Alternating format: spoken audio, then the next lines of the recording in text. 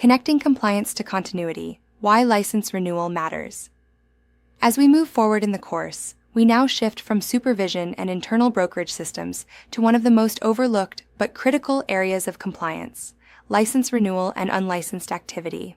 Everything we have built so far, supervision, delegation, policy manuals, and legal application, depends on one simple requirement: your agents must be properly licensed at all times. If that foundation fails, every transaction they touch becomes a potential violation. This section reinforces a key truth: an unlicensed agent is not just their problem, it becomes the broker's liability. The legal framework, ARS. Paragraph 32-2130.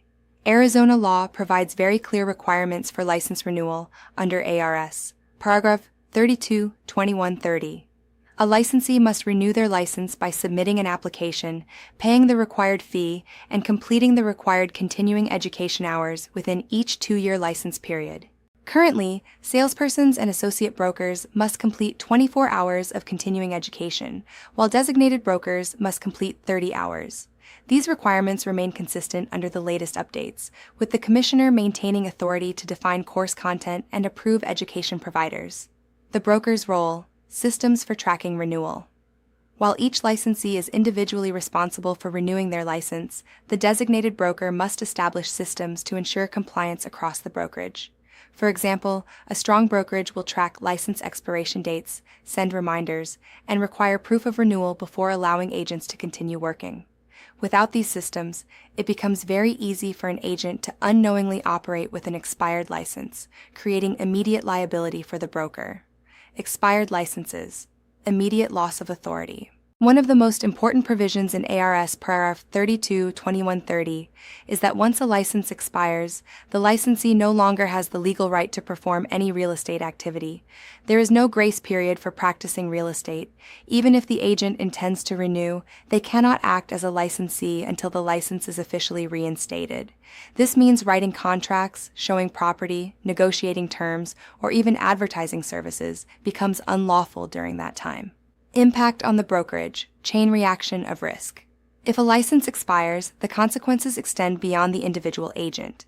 If the employing broker's license expires, all agents under that broker are automatically severed from the brokerage. This creates a chain reaction. Transactions may be disrupted, listings may be affected, and clients may lose representation.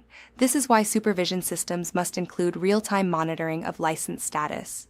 Renewal grace period versus termination. Arizona allows a license to be renewed within 1 year after expiration without requiring re-examination, as long as the license was not revoked or canceled.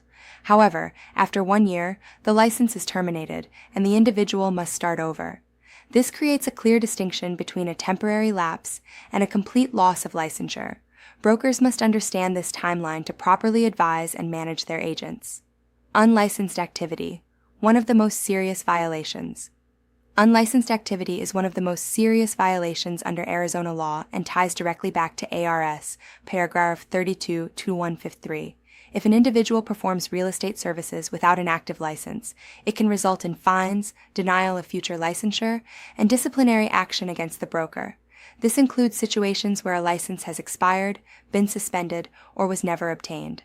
Real-world example: the hidden risk. Imagine an agent whose license expires on June 30th. They forget to renew but continue working in July, showing homes, writing offers, and negotiating deals. Even if the license is renewed later, those actions were performed while unlicensed. Now consider the broker's role. If the brokerage did not have a system to track license expiration, the broker may be held responsible for allowing unlicensed activity. This ties directly back to supervision and reinforces a key concept: compliance must be monitored, not assumed. Inactive licenses and special circumstances.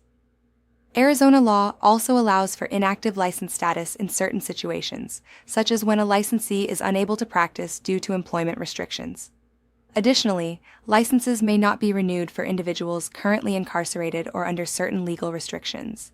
These provisions highlight that licensing is not just administrative, it is tied to character, eligibility, and public protection.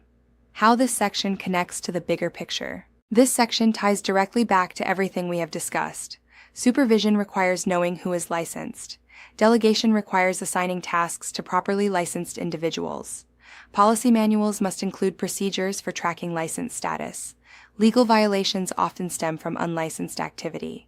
As we continue forward, you will see how licensing compliance connects to risk management, E&O claims, and ultimately the success of your brokerage. The pattern continues. Strong systems protect your business, while gaps in compliance create risk. Online discussion. Question 1. Why is unlicensed activity considered such a serious violation in Arizona? Answer: because it undermines consumer protection and violates ARS Paragraph 32-2153, exposing both the individual and the broker to disciplinary action and potential legal consequences. Question 2. What is the broker's responsibility in ensuring license renewal? Answer: the broker must implement systems to track license expiration dates, verify renewals, and prevent agents from engaging in real estate activities with expired licenses. Question 3.